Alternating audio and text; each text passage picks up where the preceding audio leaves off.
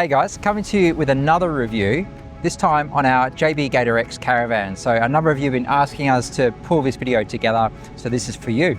So as context, we're a family of four, been traveling full time in our caravan, but we sold up in Perth last year and we've owned this van since October, so coming up on 9 months now of ownership. We've been living in this van, using it, all the wear and tear. So this video is basically giving you a full disclosure overview of our experience with this caravan. We do have a partnership with JB Caravans, so you might be thinking this review is going to be biased, but we can assure you that's not the case. We can talk about this van warts and all. So we're going to go through all the things that we like, what's gone wrong, maybe what we would change in the future as well. We own this is ours. So we're going to tell you a real life perspective of this van. So this will be, our view of living in this van full time as a family. Thanks to the support of our partners, 4x4 Extras Wangara, JB Caravans, TC Boxes, and Petters Suspension and Brakes. You have to excuse our windswept look. It's a bit windy here where we are today. Just a little bit. But how's this view behind us? Amazing. Yeah, it's beautiful. Okay, to start with, I'll give you an overview of the caravan itself. So it's a 2024 JB Gator X model, the family bunk, and it's 18 foot in size. So that's been our home, hasn't it? Yeah, it's been great. Okay, in terms of where we've been on our travels, we started in Perth, headed down to Esperance to the south of WA, made our way across to Nullarbor. We've done a lot of South Australia, haven't we?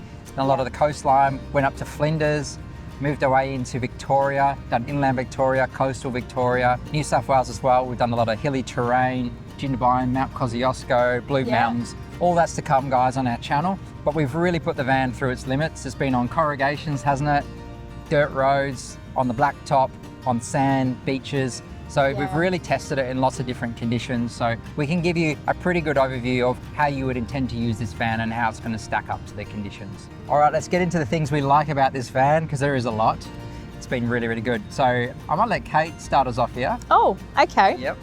All right. Well, first of all, having our own bathroom, shower, toilet, and a washing machine. That's not something we've had before. And that has been something that has saved us a lot of money on the travels. Some places are $5 per wash per dry, and we paid $9 at the last camp for 2 loads of drying. So that is a great feature to have. Indoor cooking, we've had some pretty wild weather, and having the ability to also cook inside, and we still have the ability to cook outside, which I'm sure you'll get to, has also been a big game changer for us. Yeah. And the storage. We've got so much more storage than what we had before, which is a big win, especially on the lap. It's funny you touch on the indoor cooking as well, because with our last hybrid caravan, it was all outdoor cooking, and we enjoyed cooking outdoors, and we still do it quite often on our travels.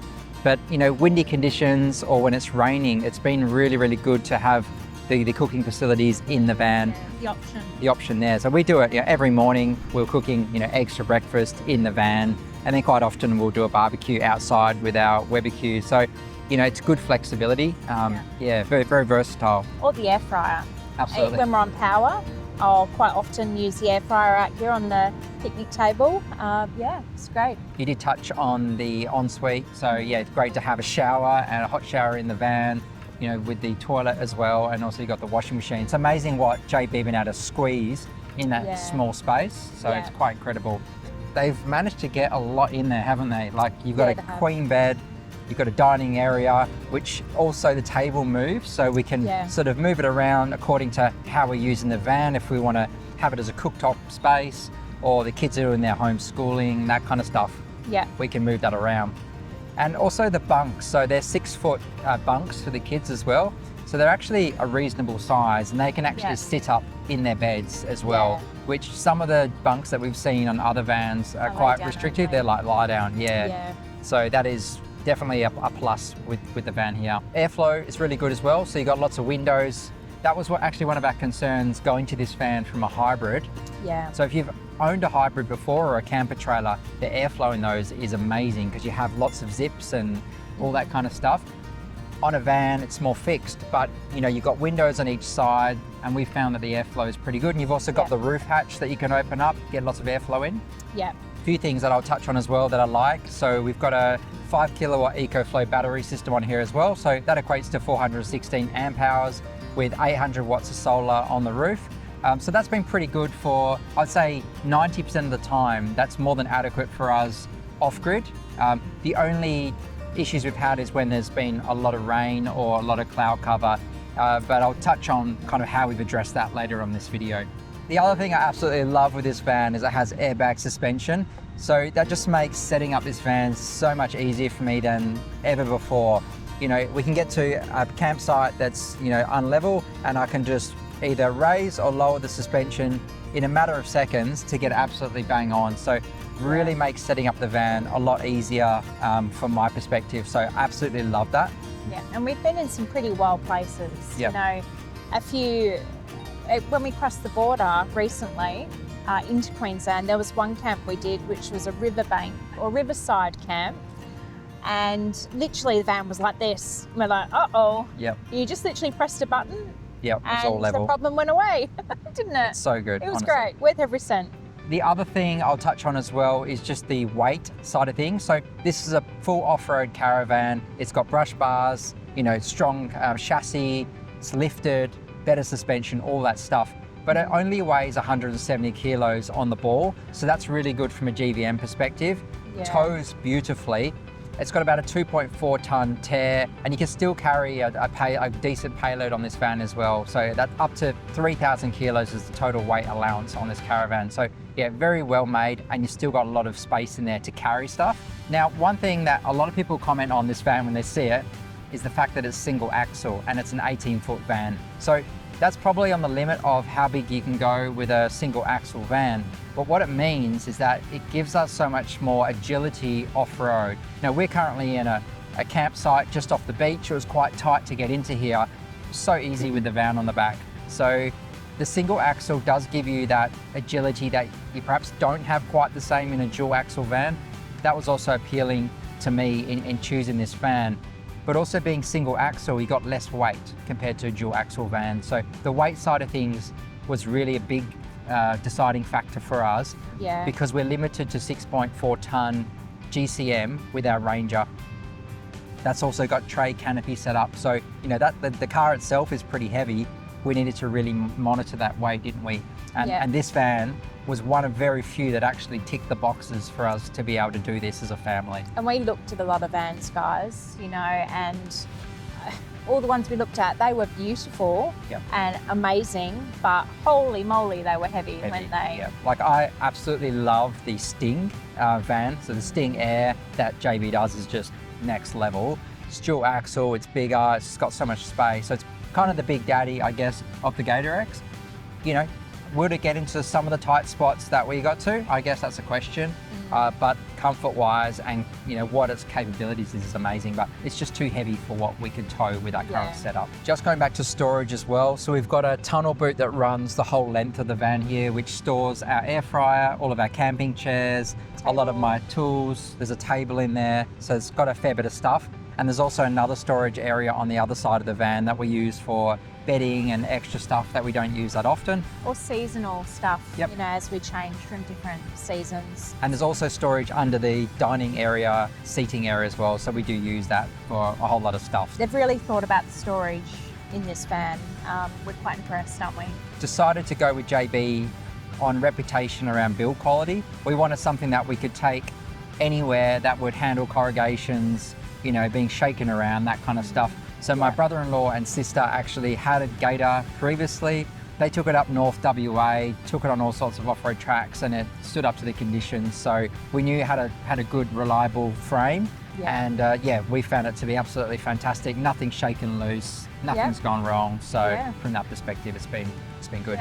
All of the under stuff has been great, hasn't it? With all the tracks we've been down, you know, very, very tough built vans, aren't they? We're really impressed. Yeah, lots of clearance as well. Like, we haven't got hung up on anything off-road. All that stuff is, you know, you expect it in an off-road van. But the other thing I do like under here is everything's got like a Raptor kind of coat protection on it. So nothing is actually exposed to the salt or the elements. Like, we're on a beach now, it's getting all this salt air over everything. Nothing's gonna corrode because everything has been sprayed and protected.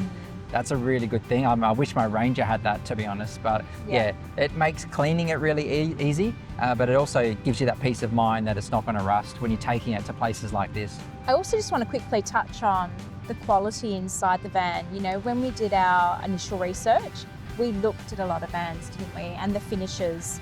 And I must say, for, you know, 4 people to be living in this van full time, we have had very minor things pop up, haven't we? And it hasn't been related to anything to do with the finishes, has it? No. We'll jump into a couple of things that have gone wrong. The first one was actually related to some power points and USB. So we had one power point near the dining area that was only working intermittently. So I'd say sort of 70% of the time it was good. And then the other 30%, it wasn't working 100%. Yeah. So I think it might have just been a loose connection or something. JB were really good and they replaced that under warranty. We had the same issue with 2 of the USB-C power points. So we use those to charge our iPads and devices and that kind of stuff. Again, JB sorted that out for us and were replaced under warranty. So I think it was just maybe a loose connection or something on those. Yep, so pretty minor, really. Yeah. We had one Sirocco fan, which was over the bed. So that's actually been a really big plus for us as well, is all the bed areas have Sirocco fans. Even if you don't want to use your aircon unit and you want to get some nice airflow, you can turn those Sirocco fans on. And they're amazing, aren't they? You've got 3 settings, guys, and I literally have my fan on non-stop every night. And of course, it was mine that was problematic. It was just rattling a bit. So, it was not a install issue. It was just maybe a manufacturing fault on that particular fan. It was rattling. But no matter where you had it, it rattled. So, but again, they just swapped that over and it's been fine. Probably the most inconvenient one we had was an issue with the Dometic aircon unit in the van. So this happened quite early in the trip. So when we're actually in Perth, before we took off on the lap, it was starting to play up a little bit, wasn't it? Because we were using it in Burns Beach, which was our home for 6 weeks before we took off on our trip. We sold off our house in Perth and we lived in the caravan park there for 6 weeks. And it was just a couple of times we felt like the compressor was shutting off. So we made some inquiries. We actually couldn't get anyone to service it and check it before the lap began. So we decided we would sort of try and limp it through the first sort of month or so of the trip and then get it checked in Adelaide. But it was working intermittently. But essentially it was a temperature probe that was failing on it. So it's got 3 temperature probes in this Dometic aircon unit. One was giving an incorrect temperature reading, so then it was telling the unit that it wasn't operating correctly. Yeah. JB were great. They actually managed to get someone in to replace the faulty probe for us when we're in Adelaide, and it's been absolutely perfect since. And I must say, just on that we rang Dometic and they were absolutely amazing with us. We had, I can't remember where it was, I think we're in South Australia and it was like 45 degrees, guys. We were literally dying, it was so hot. Yep. You managed to get Dometic on the phone and they literally walked you through, troubleshooting, what to check, do this, do that. And we got to the bottom of it and it's like, I'm, 99% sure that this is what it is. And then we were able to line that up when we got to Adelaide. So, I do want to say that Dometic were awesome there. They were really good. So are you getting a bit of a theme here? It's all stuff with sort of non-JB appliances that we've had issues with. Yeah. The actual van itself, absolutely nothing's gone wrong, which is good. Great. One issue that happened, which was not at fault of the van at all, it was our issue, but we had the window to the kitchen open and it was at a similar beach camp to this actually, and we opened the door and the wind just took it and it hit the window and it just pushed it out of alignment ever so slightly. So you've actually got these like retainer little stoppers on either side, and it did actually push one of those stoppers out. So we were able to kind of realign it. JB helped us out with that when I think it was Newcastle, we had it looked at. Yeah. And it's all working fine, but we need to get that stopper replaced. We do. It's missing at the moment. Yeah, it is missing at the moment. So you open it and then you go to close it. You just kind of have to slide it back before you can close it fully.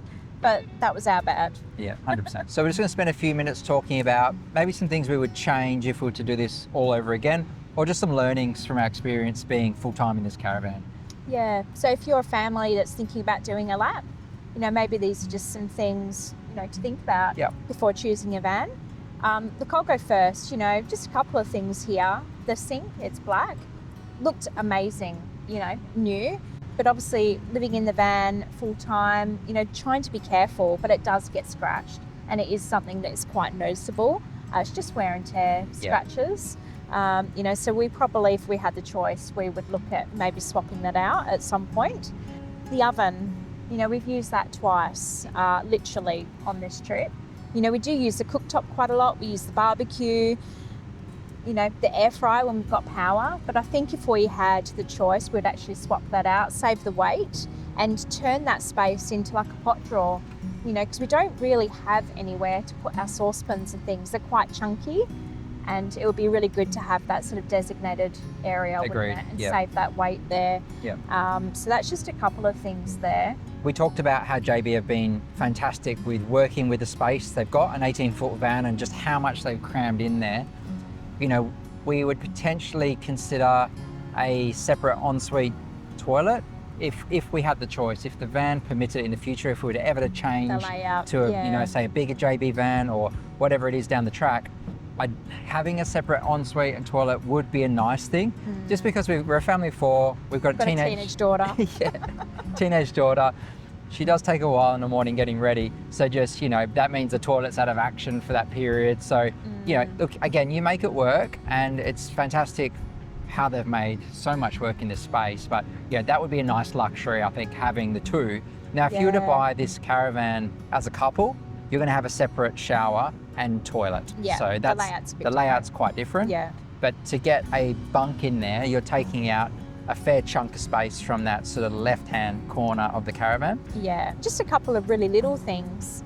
You know, the kitchen is great, but, you know, it would be really awesome to have a cover over the sink just to maximise that bench prep space, because when you're making dinner, it is really tricky. You don't really have anywhere to put anything. And a lot of the time the kids are using the table for their distance learning.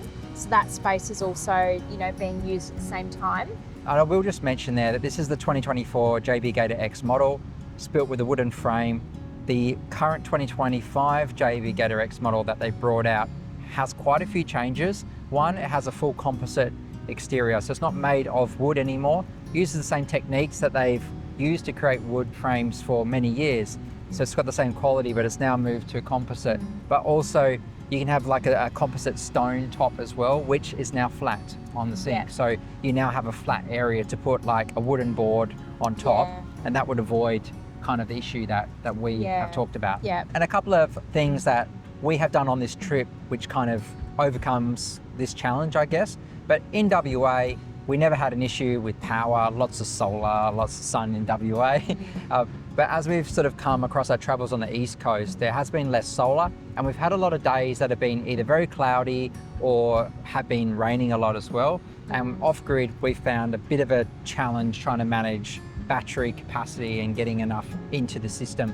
So we actually have brought in a portable solar panel. So we've got a 240 watt fold-out panel from Renogy that we pop up, and then that gets an extra 240 watts into the system, so boost that 800 that we have on the roof. So that's something I would strongly recommend. If you buy a van like this with solar on the roof, just get another panel, because it will really help you with those sort of cloudy, overcast days.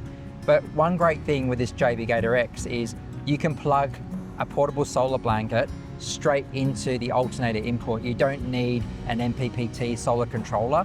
You can just plug that straight into the EcoFlow system and it will work itself out. So that's a really good thing. And if that solar blanket is something that you're interested in, there is actually a link in the description. We've actually done a bit of a review on that product in a previous video as well. But some more information below. The other thing I might change in the future is just to put some longer stabilizer legs on this van. So I do carry around some wooden blocks, which, you know, just helps to give us a bit more height. But on some vans, you can get longer stabilizer legs. So that might be something I upgrade in the future, because often we are camping where it's not very level, and some of the legs only need to go down that far, whereas others are, you know, need a big drop. So that's just something that as well that we'll probably look at in the future. So all in all, like, we've been really happy. There's really not too much that we would change, but just things that, you know, you learn as you live in the van. So I guess in summary, solid van. It's been great for a family of 4. It's got us to some epic destinations. It's saving us money because we don't have to stay in caravan parks. We can be off-grid for longer. So it's been fantastic. So couple of questions. I'd love to hear from any JB owners about your experience, either with the JB Gator X or other models. How's it been for you? Any tips of things that maybe we should consider in the future? I'm going to throw a bit of a random one out there as well. I don't know if this is just us, but we seem to attract a lot of bugs. And there have been a few occasions where we're in the bush, we're camping remote, and we got quite a few bugs going on in the van, like a couple of hundred at times, and we're trying to deal with that. I'm sure that's not related to this van. It's probably just a common thing that you do attract a lot of bugs. Caravan thing. Yeah. So I'd love to know, what are the tips that you guys do to avoid getting bugs into your van? Are you covering vents? Are you covering openings? Because we don't even know where these bugs are getting in from. So. Yeah, and look, we don't have the windows open either. So, you know, we've gone through all the scenarios. Are they getting in through the door vents or the fridge vent? Yeah, we'd love to know if you guys have experienced that in your caravan, and what have you done to avoid it? Have you put mesh on things? Have you covered up, you know, outlets, water, that kind of stuff? I'm sure there's multiple ways bugs could get into a van, but if you've got a solution here, please pop it below, because we would be very grateful for that. Hope you enjoyed this review of the JB Gator X. It's been fantastic for us. 9 months of living in this van. I'm going to enjoy seeing the rest of Australia. We've got a lot more to come. So if you're not currently following our content, this is the first video that you've seen. We do a new video every Saturday, so you can come back to our channel and watch those. Hit that subscribe button, give it a like. If you've got any questions about anything that we've covered in this video, or anything else for that matter, please drop it in the comments below. We'll be happy to respond and let you know our views on that. But thanks for watching, and we'll see you in the next one.